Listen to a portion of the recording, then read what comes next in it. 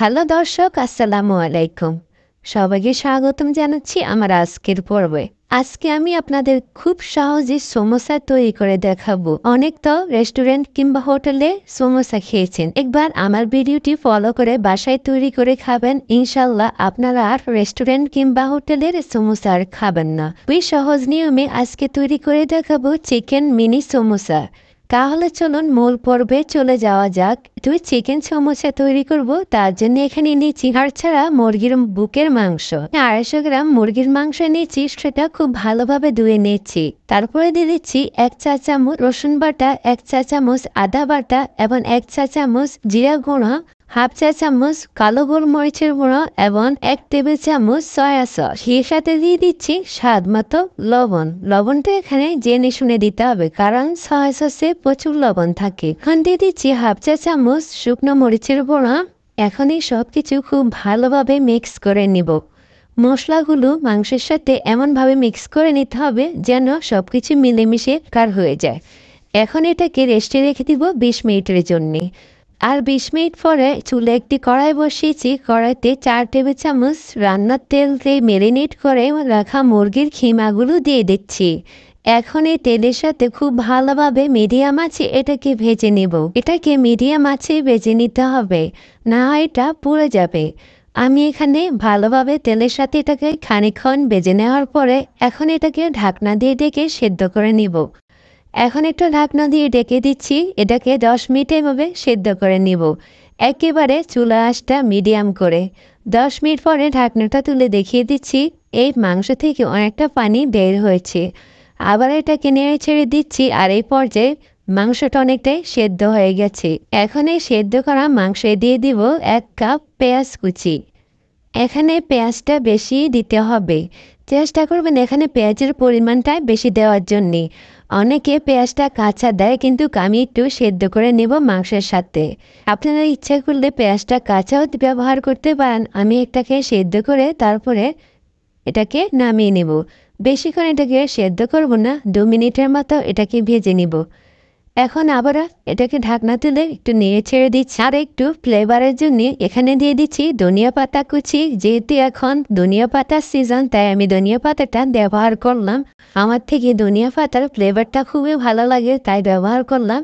এটাকে কিছুক্ষণ নেড়ে চেড়ে সবকিছু এখন অনেকটা মিক্স হয়ে গেছে। আর মাংসটাকে এরকম জোরে করে ভেজে নিতে হবে। তো আমাদের সমোসার পুরটা রেডি করে রেখে দিয়েছি। এখন একটি বাটিতে 2 টেবিল চামচ ময়দা দিয়ে তার সাথে কিছুটা পানি দিয়ে খুব ভালোভাবে একটা আঠা তৈরি করে নিতে হবে। আটাটা খুব ভালোভাবে নেড়ে ছেড়ে মিক্স করে নিতে হবে যেন কোনো দলা না পেকে থাকে। এই তো আমাদের আঠাটা রেডি হয়ে গেছে। এখন এই সমোসার ভিতরের পুরটা আমি একটা বাটিতে নিয়ে নিচ্ছি, আর তার সাথে যে আমরা সমোসার শীটগুলোর এক্সট্রা অংশ পেয়েছিলাম তা আমি তেলে ভেজে নিয়েছি। এগুলোকে গুঁড়ো করে এই পুরের সাথে মিক্স করে নিব। এতে করে বাজারের স্বাদ একেবারে আপনারা ঘরে পেয়ে যাবেন। এভাবে যদি সমোসা তৈরি করেন। এই তো আমার ভালোভাবে মিক্স করা হয়ে গেছে। এখন এই পুর দিয়ে আমি সমোসাগুলো তৈরি করে নিব। আর তার জন্য এখানে নিয়েছি সমোসার শিটগুলো। আর এই সমোসার শিটগুলো আমি ঘরে তৈরি করে নিয়েছি। কিভাবে তৈরি করেছি তার একটা ভিডিও আমি আমার পেজে বা আমার ইউটিউব চ্যানেলে দিয়েছি, তা অবশ্যই আপনারা দেখে নেবেন। তাহলে আপনারা খুব সহজে এই সমোসার শিটগুলো বাসায় তৈরি করে নিতে পারেন। আর ইচ্ছে করলে সুপার শপ থেকে এই সমোসার শিটগুলো কিনতে পাওয়া যায়, এগুলো কিনে নিতে পারেন। তো আমি এগুলো বাসায় তৈরি করে নিয়েছি। এখন আমার কিন্তু সব কিছু একেবারে রেডি, এখন শুধু সমোসা তৈরি করে নেওয়া। তো আমি এই তো সমোসার শিটগুলো নিয়েছি, আর দেখতেই পাচ্ছেন এই শিটগুলো কিন্তু একেবারে পাতলা হয়ে থাকে।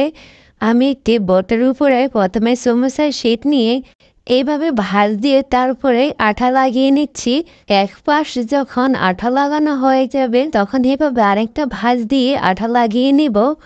তো এই তো আমাদের সমোসার ভাঁজ তৈরি হয়ে গেছে। আর এখন এর ভেতরে পুর দিয়ে নিচ্ছি। পুর ভালোভাবে দেওয়ার পরে এখন এই মুখটি সিল করে দেওয়ার জন্য আমি এখানেও আটা লাগিয়ে নিচ্ছি। আঠাটা ভালোভাবে লাগিয়ে নিতে হবে। পুরো দিক দিয়ে আঠা লাগিয়ে এর মুখটা ভালোভাবে সিল করে নিতে হবে। ভালোভাবে সিল করে না দেওয়া হলে এর ভেতরে তেল ঢুকে বা পুর বের হয়ে যাবে। তো এই তো আমার একটি সমোসা তৈরি হয়ে গেছে। আমি আরেকটি সমস্যাও দেখিয়ে দিচ্ছি। আগেরই মতো এটা দেখেই বুঝে নিতে হবে, এক পাশ এভাবে ভেঙে আরেক পাশও আঠা লাগিয়ে নিব। তাহলে আমাদের সমস্যার শেপটা তৈরি হয়ে যাবে খুব সহজে। আমি আবারও পুর ভরে নিচ্ছি এবং এই পুরটা একেবারে মুখামুখি না করে কিছুটা খালি রাখতে হবে। এখন আবারও আঠা লাগিয়ে নিচ্ছি এবং আবারও খুব সুন্দরভাবে পুরো জায়গা দিয়ে আঠা লাগিয়ে এটার মুখ সিল করে দিতে হবে। এইভাবে আমরা সবগুলো সমস্যা তৈরি করে নিব। আপনাদের বোঝার সুবিধার্থে আমি বারবারে তৈরি করে দেখাচ্ছি।